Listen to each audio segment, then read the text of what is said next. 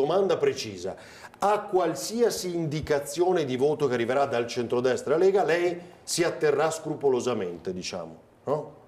Certo, io lo faccio già da 10 anni e continuerò a farlo anche se lo faccio da un gruppo, dal gruppo misto. Giura fedeltà assoluta anche e soprattutto quando sarà il momento di votare, perché uno dei punti chiave è proprio questo. Con uno Zaia presidente del Consiglio autoinvestitosi del ruolo di super partes, annunciando fin da subito che pur avendone facoltà non voterà i provvedimenti, un altro appoggio mancante per la Lega con una maggioranza non più monocolore sarebbe un problema per il Carroccio. Fedeltà assoluta da Sonia Brescacin, dunque, che si dice né delusa né arrabbiata per l'assessorato mancato. La domanda però, schivata a più riprese, resta: perché se tutto filava senza problemi lasciare il gruppo del Carroccio per il misto?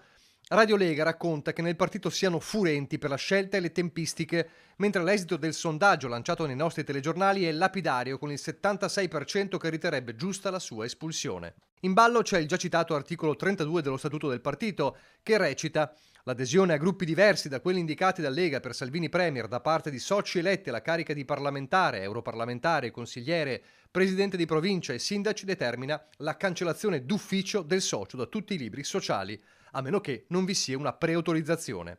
Ma Brescacin puntualizza. Ad una lettura attenta dello Statuto è chiaro che non è questo il caso di specie. Io non ho aderito a nessun gruppo che ha principi politici diversi da quelli della Lega. I miei principi politici sono e restano quelli della Lega. Io sono socio militante da oltre 20 anni, anche più. Cioè dice non sono passata a Fratelli d'Italia, no? Ipotizzo.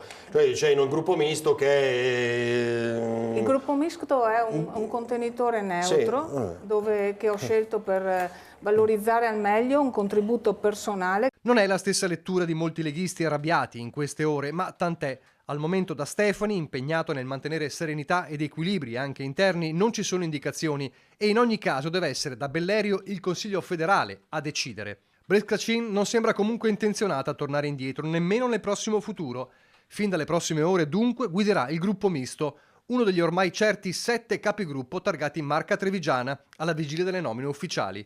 Oltre a Brescacin, Riccardo Barbisan per la Lega, Claudio Borgia per Fratelli d'Italia, Giovanni Manildo per il PD, Nicolò Rocco per Uniti per Manildo, Rossella Cendron per Civica Venete per Manildo e Riccardo Sciumschi per Resistere Veneto. Una marca cannibale, a discapito ad esempio del Carroccio veneziano, con un Andrea Tomaello fuori dai giochi per il ruolo, oltre alla maldigerita assenza di Francesco Calzavara nella nuova giunta. E a loro si rivolge, deciso ma in punta di fioretto, il vicepresidente della regione e assessore al turismo e al lavoro Luca Spavanetto, veneziano del litorale e meloniano. Un supporto morale, insomma, a chi oggi si trova dispiaciuto per i mancati incarichi. Io sono entrato nel 2022, per 2 anni abbondanti ho fatto il consigliere semplice, ma proprio semplice nel senso che ero proprio solo consigliere regionale. Chi oggi si lamenta è anche normale che lo faccia perché diciamo la botta è calda.